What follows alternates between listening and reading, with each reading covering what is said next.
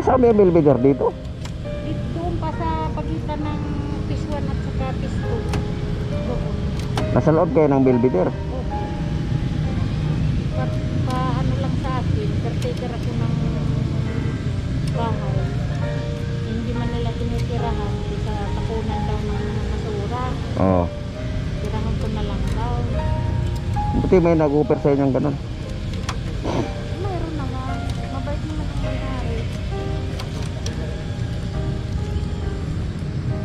Mayroon kasi ako doon sa bahay.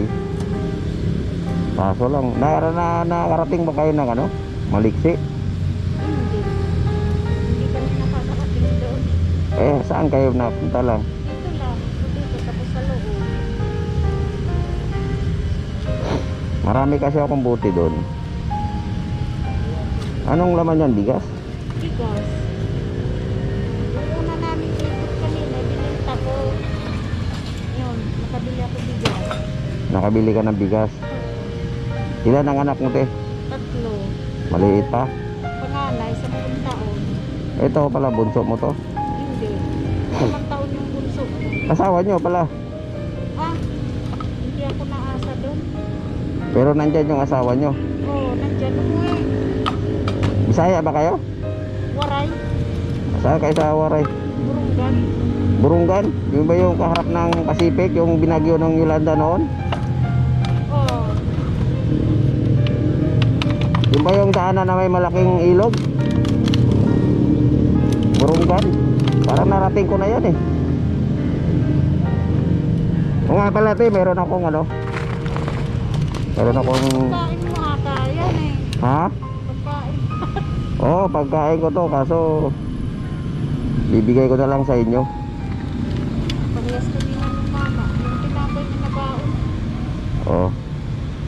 Kumusta naman yung bagyo yo kanina? Si Ruli kagabi pala. Ay, ano-ano naman. Hindi naman masyadong malakas sa amin. Ito, te. Ay, salamat. At saka mayroon akong konting grocery. Maagang pamaskuhan. Ano pangalan nyo, madam? Mirna po.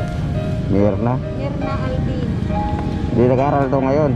Hindi ko siya muna kasi sabi ko magtuturo ako sa panganay. Pati ito, sabi ng teacher sa susunod na lang na pasukan. Kasi tatlo sila yung isa kinder Ito grade 1. Pagdadating ko galing Pangalakal, tuturuan ko na yung ating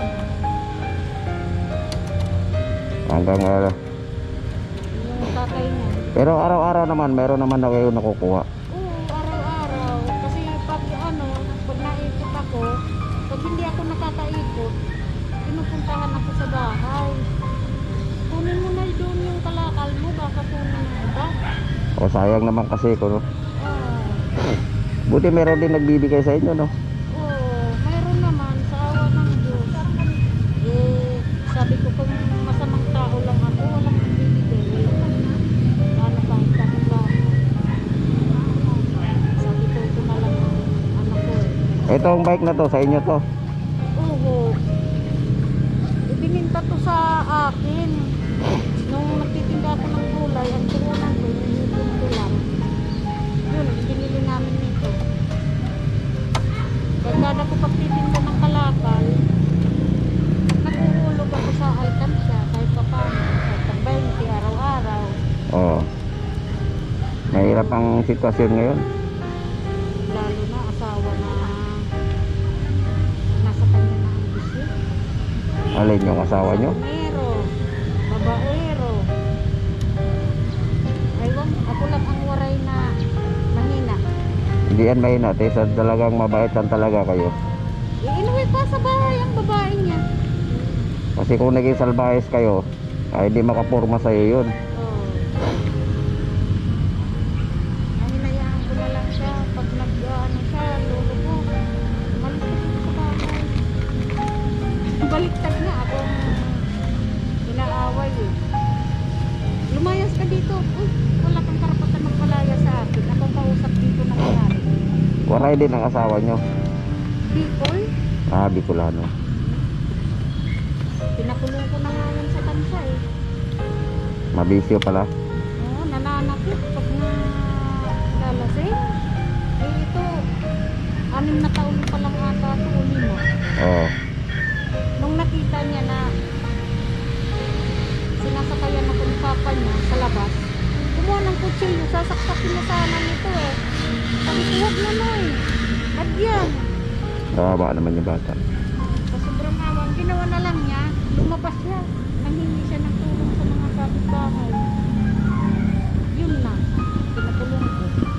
Eh, kababayan ko ang warden sa tansa, na babae. Hmm. Sige, sabi niya ate, pakulong natin ito. Pero sasabihin ko sa'yo, huwag natin ipaabot sa korte kasi may mga anak ka eh, kawawa eh.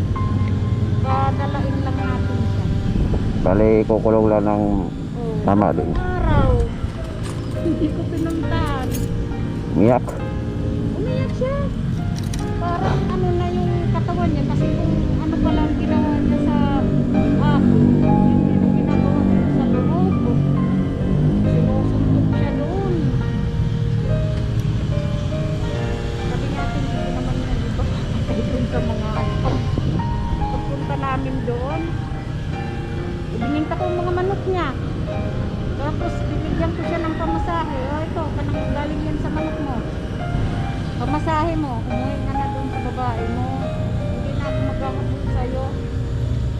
Naghahanap buhay na lang ako. Magkano kaya ang kikitain mo nito, te? Kanina, nakabinta ako ng 150. Hmm. Kumikita, malaki din pala kinikita nyo araw-araw, no? Oh, malaki ang kita doon. Pag nakakapuno ka, sa isang araw, 3 balik ako eh. Hanggang, balin pag nangangalakal kayo maghapon na. Maghapon na po yun. Hmm. Sige, te, pasensya mo na yung ano ko, ha?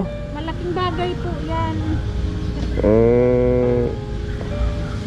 Binili ko talaga yan, gawa ng para din sa mga tulad nyo. Kayo yung nakita ko eh, kaya galing lang ako sa bahay.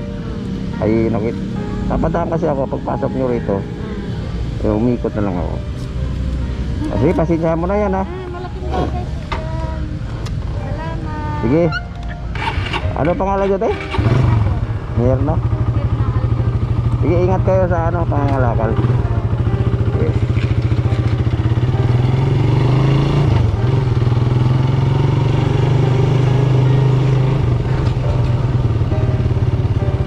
Ayan guys, no, makita ko si Nanay Mirna, no, nangangalakal. So inabot ko sa kanila yung aking